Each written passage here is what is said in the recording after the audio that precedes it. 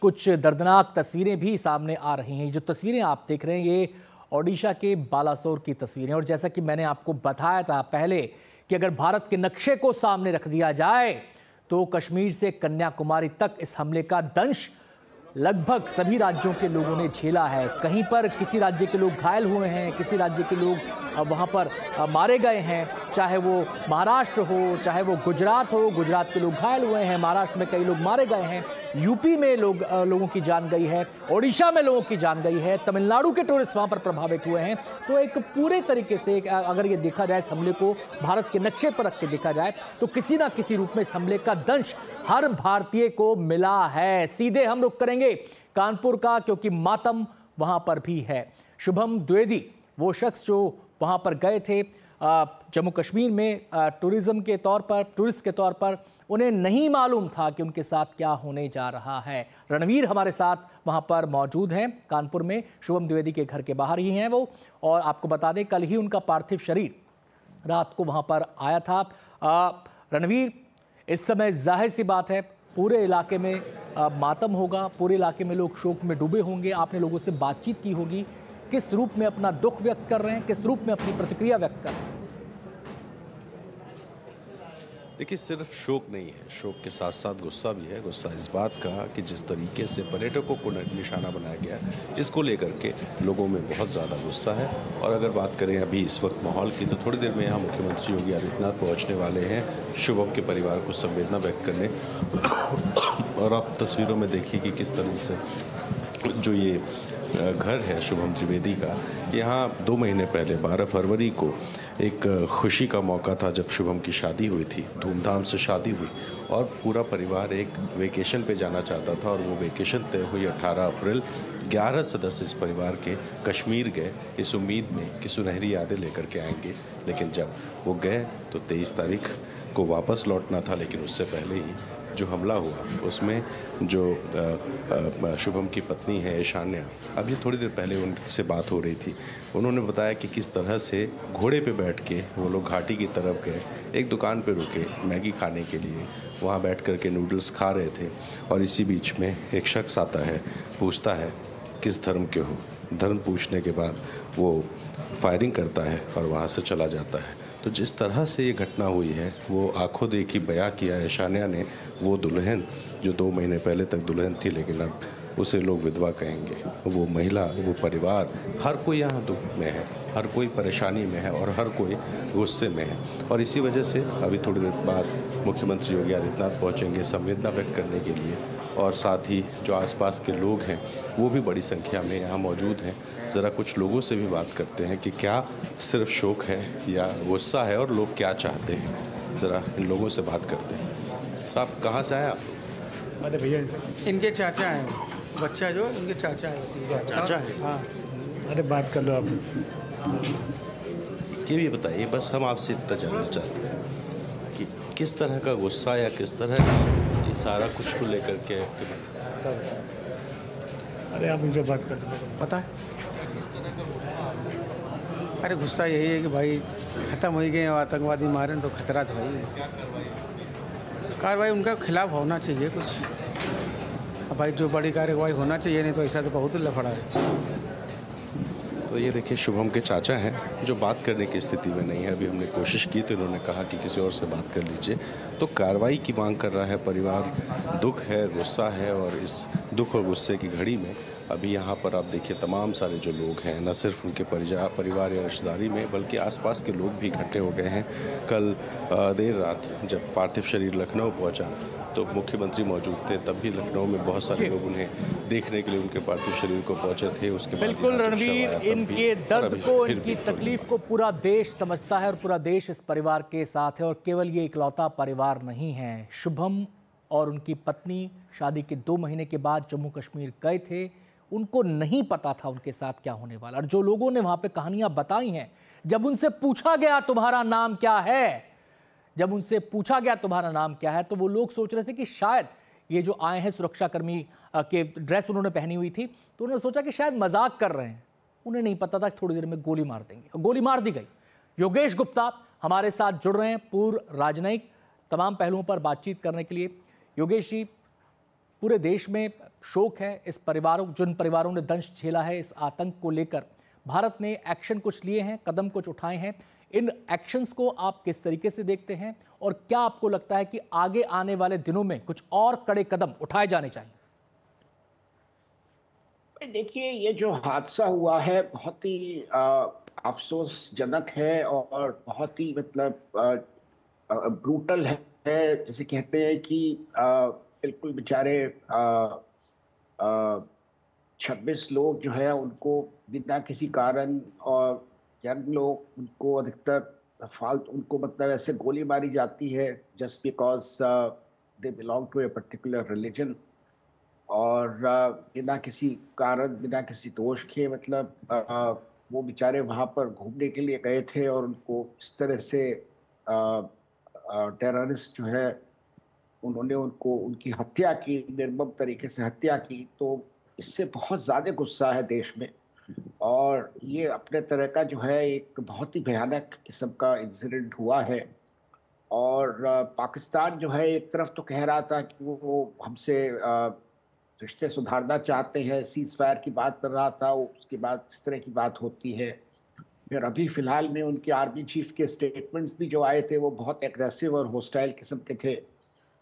तो इस सब को देखते हुए जो है जो भारत ने कदम उठाए हैं वो बिल्कुल सही है। और इसके अलावा जो है हमने ये भी कहा है कि जो भी आतंकवादी हैं और जो लोग उनको बैक कर रहे हैं, जो भी मुल्क की संस्थाएं उनको बैक कर रहे हैं, दोनों के खिलाफ जो है हम कड़े कदम उठाएंगे, जिससे कि जो है उनको they are brought to justice.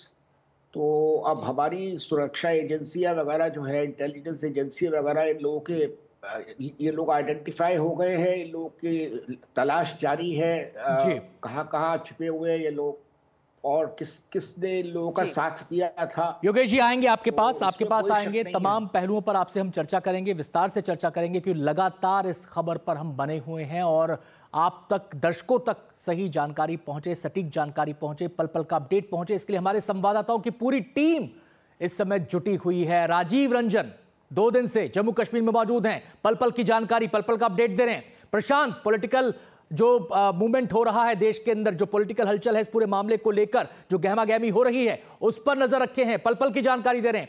Nehal Bengaluru से हमारे साथ जुड़े हैं। आपको बता दें, कर्नाटक के लोग भी गए थे पहलगांव में, वो भी शिकार हुए इस हमले का। बेंगलुरु में किस तरीके का माहौल है, निहाल हमें लगातार बता रहे हैं। पहले राजीव का रंजन का रुख करेंगे यहां पर हम। राजीव, आपके पास क्या अपडेट है? देखिए, रणबीर जो बता रहे थे, मैं उसी बात को आगे बढ़ाऊं कि जो गुस्से और नाराजगी की जो बात है देश भर में नहीं है, बल्कि जम्मू कश्मीर में खासतौर से मैंने देखा, अगर पिछले 3 दशकों की बात करें तो पहली बार जिस तरह से सैलानियों को आतंकियों ने निशाना बनाया और उसके विरोध में जिस तरह से लोग यहाँ पर सड़क पर निकले हैं, अपने आप में बहुत बड़ी बात है। शिकारे वाले की बात करें, डल लेक की बात करें, टैक्सी वाले की बात करें, पहलगाम में बात करें, जो घोड़े वाले जो उनको पहाड़ों पर ऊपर लेके जाते, सारे लोग विरोध में थे और वो साफ तौर पर ये कह रहे थे कि उनके पेट पर एक कह सकते हैं कि तमाचा मारा गया, और जिस तरह से आतंकियों ने हरकत की उसके खिलाफ लोग सड़क पर निकले। जहां तक सुरक्षा बलों की बात है, सुरक्षा बलों ने बिल्कुल साफ कर दिया है कि जिन आतंकियों ने इस हरकत को अंजाम दिया है उन्हें किसी भी सूरत हाल में बख्शा नहीं जाएगा। हर तरह के आधुनिक हथियार का इस्तेमाल किया जा रहा है, तकनीक का इस्तेमाल किया जा रहा है। अगर पहलगाम के ऊपर की पहाड़ियों की बात करें, वहां ड्रोन इस्तेमाल हो रहे हैं, हेलीकॉप्टर के जरिए रेकी की जा रही है कि कहीं से कुछ सुराग मिले। 20 लाख का इनाम भी घोषित किया गया। आम लोगों से अपील किया गया कि अगर आपको कोई भी संदिग्ध दिखे तो आप उसके बारे में जानकारी सुरक्षा बलों को दें। और रक्षा मंत्री ने भी साफ किया है कि हम जो है जिन्होंने ये हरकत की है हम बदला लेकर रहेंगे, यानी मैसेज साफ देंगे कि आतंकवाद को लेकर भारत की 0 टॉलरेंस है, और जिन लोगों ने किया है सीमा पार से जो उनको जो आदेश मिले हैं और जो उनके जो एक डायरेक्शन मिले हैं उससे भी बख्शा नहीं जाएगा, उससे सजा दी जाएगी। जी राजीव, आपके पास हम लौटेंगे और अपडेट्स के लिए। फिलहाल अपने दर्शकों को बता दें कि पहलगाम आतंकी हमले के बाद सरकार ने आज सर्वदलीय बैठक बुलाई है, जिसकी अध्यक्षता रक्षा मंत्री राजनाथ सिंह करेंगे और गृह मंत्री अमित शाह और विदेश मंत्री एस जयशंकर राजनीतिक दलों को जानकारी देंगे। साथ ही आपको बता दें कि पहलगाम आतंकी हमले में 26 सैलानियों ने अपनी जान गंवाई, जिसमें 25 देश के अलग अलग राज्यों से थे और एक नेपाल का सैलानी वहां पर मौजूद था, जिसकी निर्मम हत्या कर दी गई। और आज इसी सिलसिले में लगातार देश में बैठकें हो रही हैं और आज भी एक अहम बैठक होने जा रही है। हमारे संवाददाता प्रशांत हमारे साथ लगातार बने ही हुए हैं। प्रशांत, बताइए, आज जो ये सर्वदलीय बैठक बुलाई गई है जिसकी अध्यक्षता आज रक्षा मंत्री राजनाथ सिंह करेंगे, उस बैठक में आज भी क्या कोई खास डिसीजंस लिए जाएंगे? देखिए, 2 अपडेट मैं दे दूं आपको कि पहला ये कि आज की बैठक में संभावना है कि एक प्रस्ताव पारित किया जाएगा, सर्वसम्मति से एक प्रस्ताव पारित किया जाएगा जिसमें 2-3 प्रमुख बातें की जाएंगे। पहला तो ये कि जो लोग मारे गए हैं उनके प्रति संवेदना व्यक्त की जाएगी और उसके अलावा लेकिन 2 बड़ी बातें उस प्रस्ताव में शामिल किया जाएगा। एक तो ये कि जितनी भी पॉलिटिकल पार्टीज हैं और वहां पर आप समझ रही हैं उस सर्वदलीय बैठक में जो मुख्य पार्टियां हैं भारत की, देश की, वो सभी मौजूद रहेंगे, उनके प्रतिनिधि मौजूद रहेंगे। तो एक सुर में आतंकवाद की निंदा करती है, आतंकवाद के खिलाफ एकजुटता का संदेश दिया जाएगा उस प्रस्ताव में। उसके अलावा जितने, जैसे मैंने कहा, जो लोग मारे गए हैं उनके प्रति संवेदना व्यक्त करते हुए 2 मिनट का मौन भी रखा जाएगा, ऐसे भी जानकारी मिल रही है। तो 2 बड़ा अपडेट अभी जो सर्वदलीय बैठक में है उसके बारे में अभी मैं बता सकता हूं। कल हालांकि सर्वदलीय बैठक से पहले भी गृह मंत्री अमित शाह ने तकरीबन कई जो महत्वपूर्ण पॉलिटिकल पार्टीज हैं उनके नेताओं से कल फोन पर बात की थी, उन्हें ब्रीफ किया है। कई मुद्दों पर ऑलरेडी अमित शाह ब्रीफ कर चुके हैं। हालांकि वो जो डेवलपमेंट्स हो रहे थे कश्मीर में उसके बारे में जानकारी थी, जो घटना हुई थी उसके बारे में जानकारी दी गई थी। लेकिन आज की बैठक में ये महत्वपूर्ण होगा देखना कि जो प्रस्ताव जिसकी मैं बात कह रहा हूं कि उसमें और किन किन बातों को शामिल किया जाता है। ये जैसा मैं पहले भी आपसे बात कर रहा था कि एक एकजुटता का संदेश देने की कोशिश की जाएगी कि इस मुद्दे पर पूरा भारत एक साथ है, सरकार के हर कदम के साथ है। तो ये बहुत महत्वपूर्ण होगा ये जो प्रस्ताव है। प्रशांत, आपके पास लौटेंगे, आगे भी आपसे जानकारी लेंगे कि पॉलिटिकल डेवलपमेंट्स क्या क्या हैं, किस तरीके से बातें आगे बढ़ रही हैं। तो प्रशांत का कहना यह है कि इस बैठक से एकजुटता का संदेश दिया जाएगा, ना केवल देश को बल्कि पाकिस्तान तक ये संदेश जाएगा कि इस हमले को लेकर किस तरीके से भारत में गुस्सा है। अपने संवाददाताओं के पास हम जाएंगे, लेकिन उससे पहले खबर आपको बता दें, आप जानते ही हैं कि कर्नाटक के बेंगलुरु के भारत भूषण की भी हत्या कर दी गई थी पहलगाम में, उनको भी गोली मारी गई थी पहलगाम में। और कल रात उनका जब पार्थिव शरीर लौटा तो उसके बाद पूरे बेंगलुरु के अंदर, उनके परिवार के अंदर शोक का माहौल है। बुधवार रात उनका पार्थिव शरीर बेंगलुरु में आया था, उनके घर पहुंचा तो सबकी आंखें नम हो गई। मृतकों के घर वालों का रो रो कर बुरा हाल है। हत्यारों को कड़ी सजा देने की मांग की जा रही है। भारत भूषण अपनी पत्नी और बेटे के साथ पहलगाम घूमने गए थे, जहां आतंकियों ने परिवार वालों के सामने उनकी गोली मारकर हत्या कर दी। आप सोचिए, जब कोई परिवार कहीं घूमने का प्रोग्राम बनाता है, अगर वो मिडिल क्लास परिवार है तो वो पूरे साल उसके लिए बचत करता है। ये सोचता है कि एक ख्वाब है, हसीन वादियों को देखने का, कश्मीर जाने का सपना है, उसे पूरा करता है। ना केवल वो सपना चकनाचूर किया गया, उस सपने की हत्या की गई, बल्कि इस पूरे परिवार की खुशियों को मातम में बदल दिया गया। सीधे हम रुक करेंगे, हमारे संवाददाता निहाल हमारे साथ जुड़ गए हैं, बेंगलुरु में मौजूद हैं, उस घर के बाहर हैं जहां पर भारत भूषण रहते हैं। निहाल, वहां पर लोग किस तरीके से अपनी प्रतिक्रिया व्यक्त कर रहे हैं? शोक भी है, गुस्सा भी है और एक डिमांड भी है कि पाकिस्तान को सबक सिखाया जाए। देखिए, इसमें कहीं कोई दो राय नहीं है कि बस एक मांग है, पूरे देश भर की आवाज़ है, बेंगलोर की आवाज़ भी उसके साथ जुड़ी हुई है कि ये वक्त है पाकिस्तान को सबक सिखाने का, कड़े फैसले लेने का। और ये देखिए, जितने लोग यहाँ पर मौजूद हैं उनकी आंखें पूरी तरह से नम हैं, सब लोग काफ़ी दुखी हैं, इसलिए कि जिस तरह से इस आतंकी हमले को अंजाम दिया गया, निश्चित तौर पर उसका मकसद 2 ही था। एक तो कश्मीर में जिस तरह से हालात बेहतर हो रहे थे उस हालात को बेहतर होने से रोकना, और दूसरा देश भर में सांप्रदायिक हिंसा फैलाना, तनाव फैलाना। लेकिन लोगों की सोच इस चीज़ को रोक करके यहाँ पर रखी है। देखिए, जितने भी लोग हैं सब लोग परेशान हैं यहाँ पर।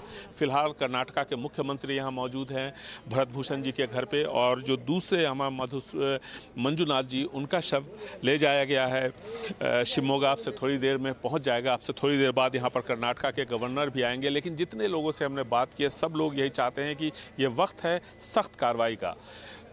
पाकिस्तान को उस हद तक सबक सिखाने का कि दोबारा इस तरह की वो हिमाकत, इस तरह की हरकत वो दोबारा ना करे। जी निहाल, आपके पास लौटेंगे। हमारे साथ पूर्व राजनयिक योगेश गुप्ता जुड़े हुए हैं। योगेश जी, देखिए जो कल भारत ने डिसीजंस लिए सिंधु जल समझौते के बारे में, और जो भी डिसीजंस लिए, आपको क्या लगता है इससे पाकिस्तान को कड़ा सबक मिलेगा या कुछ ऐसे और डिसीजंस लिए जाने चाहिए जिसके चलते जो है पाकिस्तान का टेररिज्म संभाला जा सकेगा? नहीं, ये जो सस्पेंड किया है इंडस वाटर ट्रीटी को, ये एक बहुत महत्वपूर्ण कदम है, क्योंकि इससे जो है पाकिस्तान के अंदर पानी की थोड़ा समस्या और सीरियस हो सकती है, गहरी हो सकती है। हालांकि बड़ी बड़ी नदियों को, इनके जल को रोकना, उस सब में टाइम लगेगा, इट विल टेक टाइम। तो लेकिन ये है बहरहाल की सिग्नलिंग के टर्म्स में तो ये बहुत भारी, बहुत इम्पोर्टेंट कदम है, क्योंकि ऐसा हमने कभी आज से पहले नहीं किया। बात जरूर की इस तरह की, लेकिन इस तरह का कदम पहली बार उठाया है। लेकिन इसके अलावा जो है, जैसे पहले जिक्र हुआ कि हमारी कोशिश ये रहेगी कि जो टेररिस्ट इन्वॉल्व है और उनके जो बैकर्स हैं, उनको लोकेट करना और उनके खिलाफ एक्शन लेना जी। तो वो भी एक बहुत इंपॉर्टेंट प्रायोरिटी होगी। फिर इंटरनेशनल कम्युनिटी जो है, मतलब डिफरेंट देशों को जो है ब्रीफ करना, इन्फॉर्म करना कि क्या इन्होंने किया है, और थोड़ा सा एविडेंस भी हम शेयर करेंगे उन मुल्कों के साथ, जिससे कि पाकिस्तान का असली चेहरा बेनकाब हो सके। तो ये सब, लेकिन सवाल ये है योगेश जी, कितनी बार बेनकाब करेंगे, कितनी बार बेनकाब करेंगे? कारगिल के बाद बेनकाब हुए, इन्होंने अपने सैनिकों को पहचानने से इनकार कर दिया। 26/11 के बाद बेनकाब हुए, इन्होंने डोजियर मांगे, डोजियर दे दिए, इन्होंने कुछ कार्रवाई नहीं की। लखवी जेल में बैठा कुर्सियां तोड़ रहा है, खाट तोड़ रहा है वहां पर बैठा हुआ। हाफिज सईद खुलेआम घूमता है, दाऊद के सरपरस्त बने हुए हैं। तो आतंकवादी तो इनके पालतू हैं। आखिर कैसे, क्या संदेश, क्या कदम कि इस पाकिस्तान को सबक आए, ये समझे कि आग से खेल रहा है?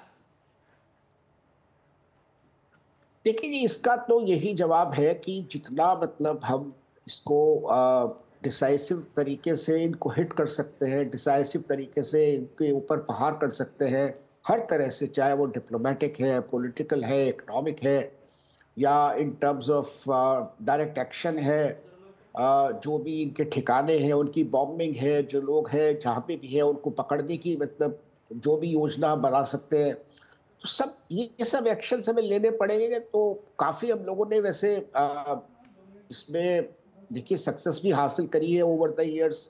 अब टेररिज्म ऐसा मुद्दा है कि इसको जड़ से मिटाना जो है, जड़ से निकालना बहुत मुश्किल होता है। और कंट्रीज़ का भी एग्जाम्पल है, इजराइल का है, देखिए वहाँ पे भी ये समस्या चल रही है। तो कदम ही लिए जा सकते हैं, कोशिश ही। मतलब आप ये कह रहे हैं कि चौतरफा प्रहार किया जाए, कूटनीतिक स्तर पर प्रहार हो, अंतर्राष्ट्रीय बिरादरी के बीच पाकिस्तान पर प्रहार हो, अगर जरूरत पड़े तो ग्राउंड से प्रहार हो, और जरूरत पड़े तो आतंक के ठिकानों पर प्रहार हो, जरूरत पड़े तो फिर जो मिलिट्री सपोर्ट करते हैं उसको, जो उनकी बैकबोन है, उसको तोड़ने के लिए प्रहार हो।